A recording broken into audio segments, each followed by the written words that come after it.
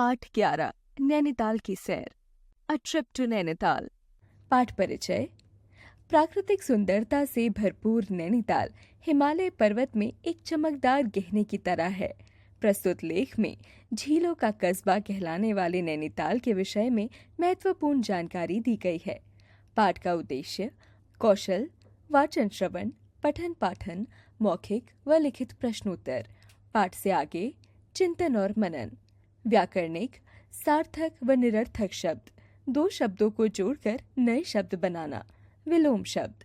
विषय संवर्धन गतिविधियां, जीवन कौशल, रचनात्मक कौशल, संवाद, कला संबंधता। शिक्षा। हमें देश के पर्वतीय पर्यटन स्थलों की यात्रा करनी चाहिए। आनंद और शिखा अपने कमरे में बैठे थे। दोनों काफी खुश थे। खुश क्यों ना हो, आखिर दोनों नैनीताल जो घूमकर आए थे।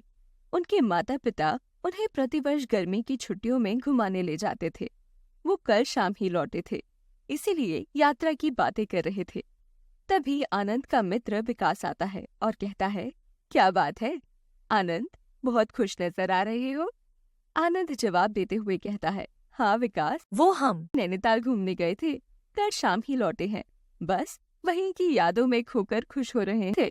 भाई वाह, तुम लोग घूमने गए थे, मुझे तो पता ही नहीं था, विकास बोला। आनंद ने प्रसन्नतापूर्वक कहा, हम लोग हर साल मम्मी पापा के साथ कहीं न कहीं घूमने जाते हैं। अच्छा तो आनंद, नैनीताल के बारे में मुझे भी कुछ बताओ, विकास ने जिज्ञासा पूर्वक कहा और पलंग पर बैठ गया।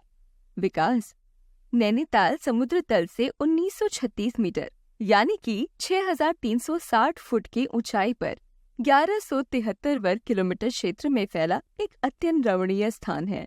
उत्तर में चीनी पर्वत श्रेणी, पश्चिम में देवपथ और दक्षिण में अयारपाटा पर्वत श्रेणी यानी तीनों तरफ पहाड़ से घिरा हुआ ये मनोरम नगर झीलों की अधिकता के कारण दशकों पहले छकता कहलाता था। छकता यानी 60 झीलों वाला क्षेत्र।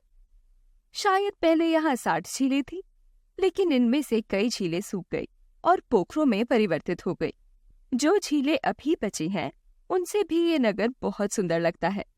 पहले बहुसंख्यक झीलों के कारण इसकी सुंदरता कितनी अधिक मोहिनी रही होगी, इसका तो सिर्फ अनुमान ही लगाया जा सकता है। सिर्फ झीलें ही क्यों, यहाँ पर वे सारी चीजें हैं जिनसे ये विश्वास होता है कि देवलोक से उतरकर स्वयं भगवान ने इस नगर को प्राकृतिक सौंदर्य उपहार स्वरूप प्रदान किया है, जिसके कारण आज भी दूर दूर से असंख्य लोग बरबस यहाँ खिंचे चले आते हैं। नैनीताल जाने और घूमने फिरने का उपयुक्त समय अप्रैल के प्रारंभ से जून के मध्य तक और सितंबर के मध्य से अक्टूबर के अंत तक का रहता है।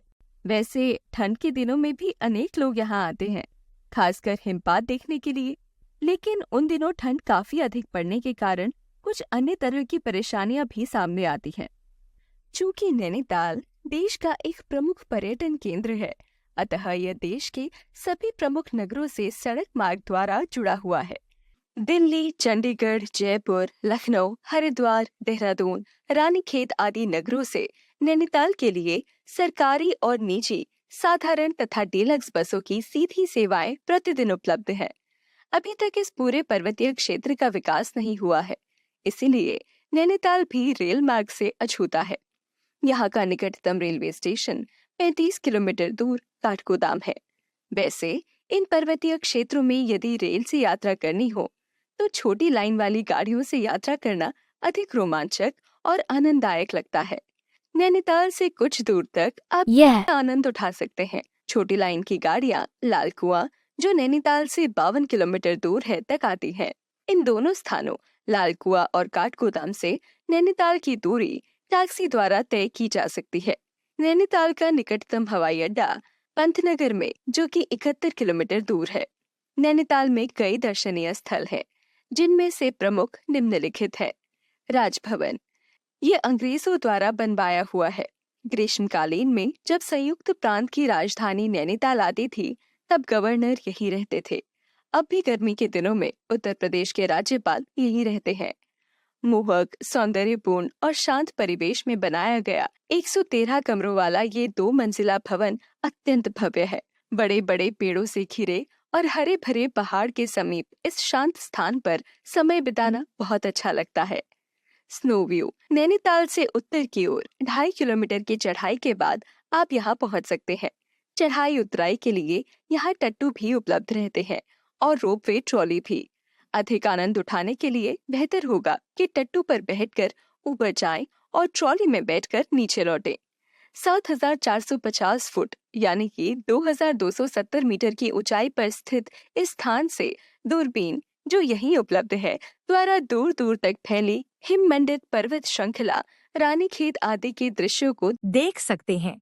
उतरते समय ट्रॉली से नैनीताल का दृश्य बहुत ही सुंदर दिखाई पड़ता है। हनुमानगढ़ी। नैनीताल से हनुमानगढ़ी तक की 3 किलोमीटर की दूरी आसपास के सुंदर दृश्यों को देखते हुए पैदल भी तय की जा सकती है। समुद्र तल से 1951 मीटर की ऊंचाई पर स्थित इस स्थान से सूर्यास्त का बहुत ही मोहक दृश्य दिखाई पड़ता है। इस शांत वातावरण में हनुमान जी का एक प्रसिद्ध मंदिर भी है। प्राचीन उद्यान। यहाँ आप टैक्सी से जा सकते हैं और चाहे तो पैदल भी। यहाँ तरह तरह के पक्षी देखे जा सकते हैं। 12 पत्थर। नैनीताल से 3.5 किलोमीटर दूर स्थित यह स्थान पर्वतारोहियों का प्रिय स्थल है। हैंगिंग रॉक्स कहे जाने वाले यहाँ के पथरीले पर्वतों पर चढ़ रहे पर्वतारोहियों को देखना भी सुखद लगता है। Tiffin top. पिकनिक मनाने लायक बहुत ही सुंदर ये स्थान नैनीताल से 4.5 किलोमीटर दूर है। यहाँ पैदल भी पहुँच सकते हैं और टट्टुओं द्वारा भी। इस शांत स्थान से आसपास के अति सुंदर दृश्य देखने का अपना एक अलग आनंद है। यहाँ कई अच्छे रेस्टोरेंट भी है। नैना पीक। नैनीताल से 6 किलोमीटर दूर और समुद्र तल से 2,611 मीटर की ऊंचाई पर स्थित यह जगह आसपास की 7 पर्वत चोटियों में सबसे ऊंची है। इसे चाइना पीक के नाम से भी जाना जाता है। वेधशाला। हनुमानगढ़ी से कुछ दूरी पर मनोरा पीक में स्थित ये वेधशाला देश की कुछ गिनी चुनी अत्याधुनिक वेधशालाओं में से एक है। ये सप्ताह में कुछ निश्चित समय में ही खुलती। यहाँ एक विशाल दूरबीन है जिससे ग्रहों, उपग्रहों, तारों, चंद्रमा आदि की स्थिति देखी जा सकती है। खुरपाताल। नैनीताल से लगभग 9 किलोमीटर दूर ये स्थान भी काफी मनोरम है। यहाँ गोल्फ के कई अच्छे मैदान हैं। यहाँ पर पर्यटक मछलियाँ पकड़ने का अपना शौक पूरा करते हैं। किलबरी। नगर से 12 किलोमीटर दूर इस स्थान तक बस आदि का जाना मुश्किल होता है, अतः यहाँ किसी छोटे वाहन या टट्टू से जाएं। घने वृक्षों से घिरे इस सुंदर पिकनिक स्थल से प्राकृतिक सौंदर्य के साथ साथ तरह तरह के वन्य जीवों और पक्षियों को देखने का भी आनंद उठाया जा सकता है। नैनीताल के आसपास भी कई दर्शनीय स्थल हैं, जिनमें से प्रमुख है सातताल। नैनीताल से 21 किलोमीटर दूर स्थित इस स्थान पर वर्षों पहले 7 झीलें थीं। अब उनमें से सिर्फ 4 ही बची हैं। फिर भी यहाँ का प्राकृतिक सौंदर्य यथावत है। संग्रहालय।